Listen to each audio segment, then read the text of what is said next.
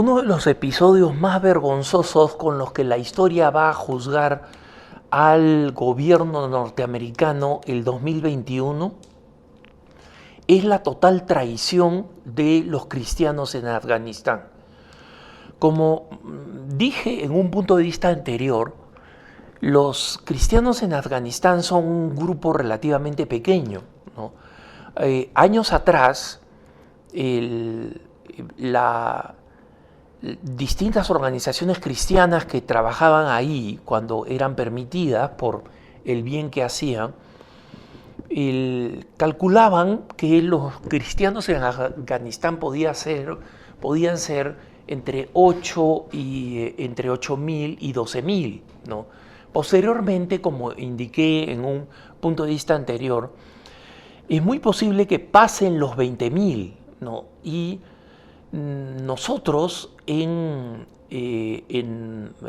Catholic News Agency, o sea, en la agencia donde estoy cotidianamente, acá en Denver, Colorado, tuvimos el honor y la tragedia de estar en contacto con algunos de ellos vía WhatsApp, ¿no? Hasta que finalmente, después del 31 de agosto, cuando se acabó la ventana, digamos, de actividad de la presencia norteamericana y fue, digamos, la fecha límite para la partida, muchos de estos cristianos primero no pudieron dejar el país, y esa es culpa del Departamento de Estado de los Estados Unidos 100%, ¿no?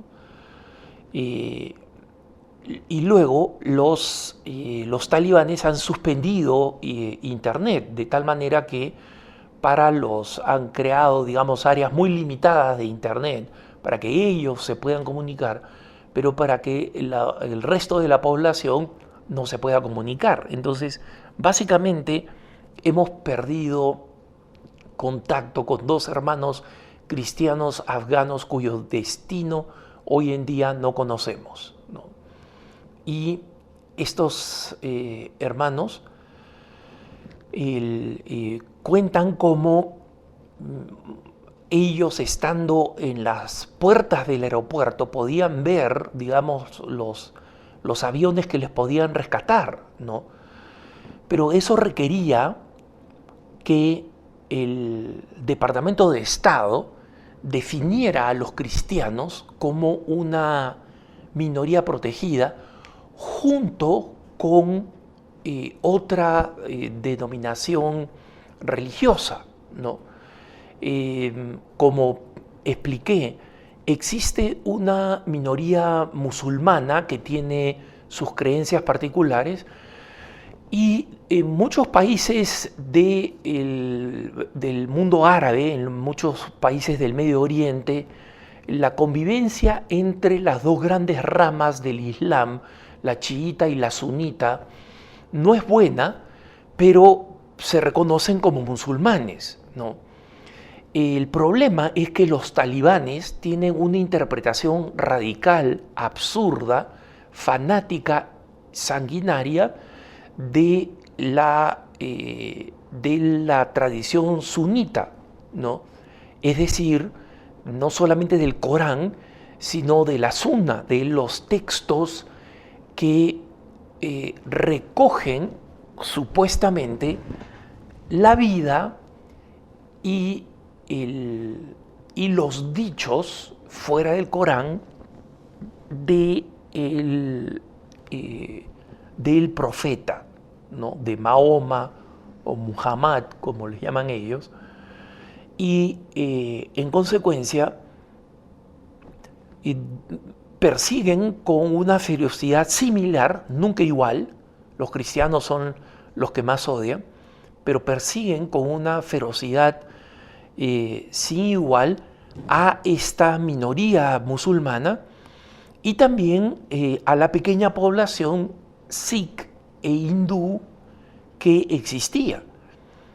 Sin embargo, por acuerdos hechos con India y con Pakistán, los talibanes han dejado que los sikhs y los hindúes evacúen antes de la partida total de los norteamericanos el 31 por la frontera pakistaní. Los que están ahora completamente expuestos son los colaboradores de la coalición, de los norteamericanos, los canadienses, los alemanes, etc., a quienes, como saben ustedes, los talibanes han dicho que no van a perseguir. Eso es mentira. Eso lo están diciendo los líderes para apaciguar a Occidente, porque necesitan dinero, pero nosotros sabemos por cristianos, necesitan el dinero de Occidente, me refiero, ¿no? Pero los cristianos no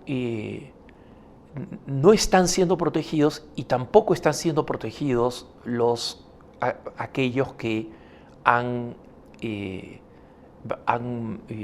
muerto o están siendo asesinados por haber colaborado como mecánicos, como traductores, como carpinteros, como asistentes, como cocineros, o sea, de mil formas, en la presencia de las tropas de la coalición, ¿no?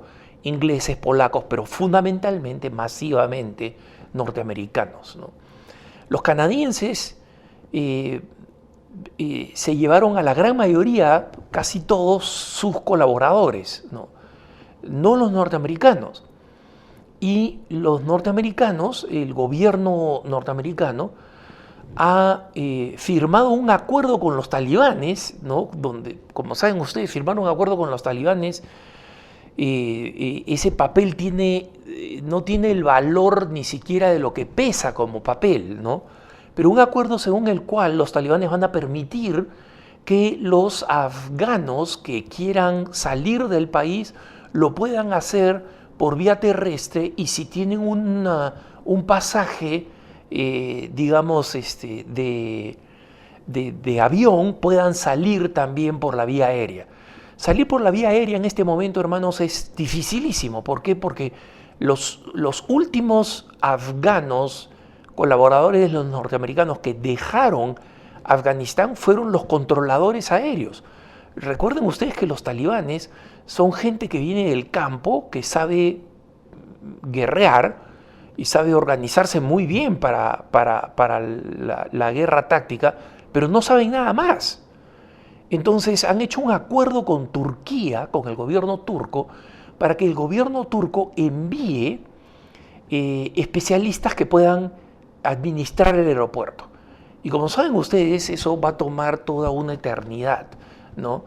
No es fácil, sobre todo cuando no ha habido transición en la administración, es decir, quienes manejaban el aeropuerto y conocían toda la tecnología del aeropuerto se fueron antes de que llegaran los turcos. Los turcos llegaron el 1 de septiembre, horas después de la partida de los últimos afganos colaboradores.